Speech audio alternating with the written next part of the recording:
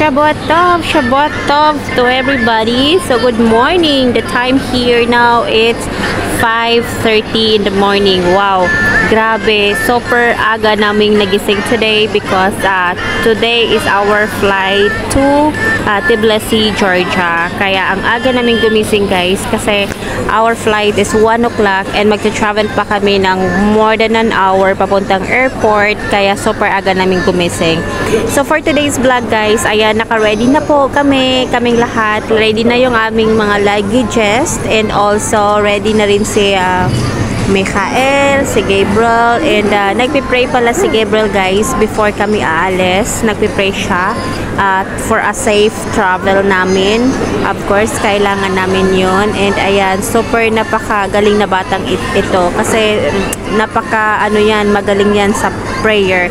And ito naman si Macolette, medyo not feeling good po si Michael guys kasi yesterday nagka-fever siya and Baruch Hashem, thanks God today nawala yung fever niya. I'm so happy talaga. Iwan ko kung bakit kaya ganun talaga.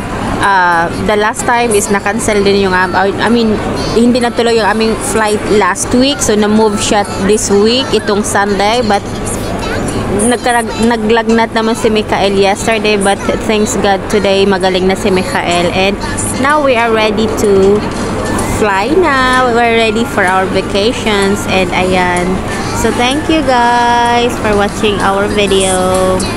And ipapakita ko nga pala sa inyo yung aking outfit for today kasi nga daw maulan sa Georgia today, sabi ng friend ni David. So maulan siya tsaka mahangin, so kailangan nating magbalot kaya nakaduster tayo. Nakaduster. Oo, ganyan yung ating OOTD for today because nga malamig sa Georgia kaya ganon. And look at the little boy, napaka-behave. Super behave ng little boy na yan. Nanonood siya ng TV kasi nga not feeling good pa siya, so but it's okay, wala na siyang fever. And here we go, nagre-ready na din si Josawa. Naglalagay na siya ng kanyang shoes kasi siya yung pinakahuli talaga. Last minute yan siya guys sa lahat. Siya yung last minute magbihis at siya din yung last minute na nagpack ng kanyang luggage. O diba? Ay nako, Diyos ko, namumroblema ako sa kanya. Palagi siyang last minute talaga. Ay nako.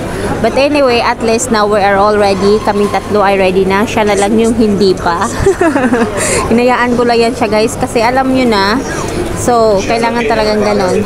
What opinion? Like when she says me, what's that? She says, I'm totally against children having a I was gonna tell her, you're totally against children? Huh? What kind of children do you have that you have experienced? I shut my mouth, you know. She's a bitter old woman. Very bitter old woman.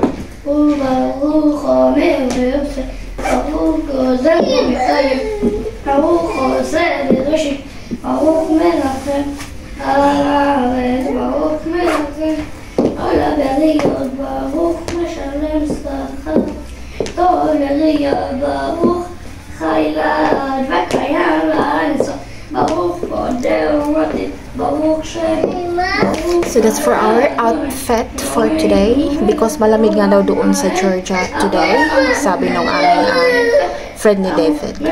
So see you there. We're going to Georgia for vacations.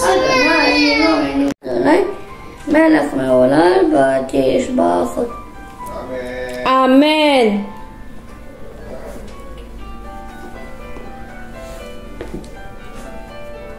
محمد اخوي دوري معنا عشان خمسة بخايم أبا بخاف شنطة من اخوي دي بعض طبعا مش كنت أبا بدأ اخوي اخوي ده شو بخافكم اخوي تقطع من عندي اخوي تفوت بيني اخوي طبعا نزل بيت اخوي بشغل بايع مش موت شمولة من سبت عايش عم خمسة بخايم تخم يوم لا بايت الدنيا لا فاهم ولا بخلي بخايم وبخلي بشغل وصلت الدقيقة اخوي تبغى شوية اخوي ندتي بس غالي بدخل خالته بس بدأ يشمولة خم بني في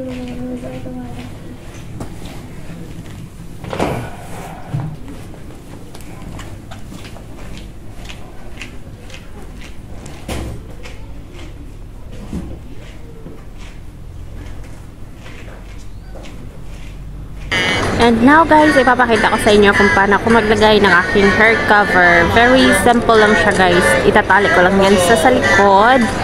And then, Pagkatapos kong ayusin yung bawat gilid is iro-roll ko siya doon sa buhok ko na naka-roll din siya, guys. Ganun lang ako maglagay ng aking hair cover dahil you know, bawal na tayong magpakita ng ating buhok. So naglalagay talaga ako ng hair cover pag umaalis kami. So ngayon, dahil pupunta nga tayo ng Georgia, ka-cover natin yung ating hair and see you there sa airport. Thank you so much, guys. Thank you for watching. And yan, ganyan lang talaga ako maglagay ng aking hair cover, guys. And nangungulit si Makulet anyway. So ayan lang, guys. Salamat sa inyong lahat. At ayan na, paalis na rin kami mga kabesya love. Salamat. Hi, kiddos. Are you excited? Are you guys excited? Why you're not answering mommy?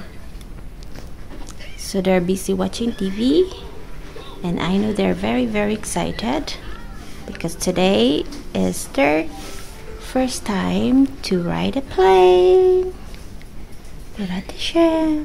Thank you. So tara na, guys, bababa na tayo dahil nandito na yung taxi namin. So thank you so much po. Thank you so much for watching sa mga videos namin. Thank you to all my followers. Thank you, guys. Bye for now. Have a good day. Have a good weekend. God bless everybody. Thank you. Daddy, I will close the door. Yes.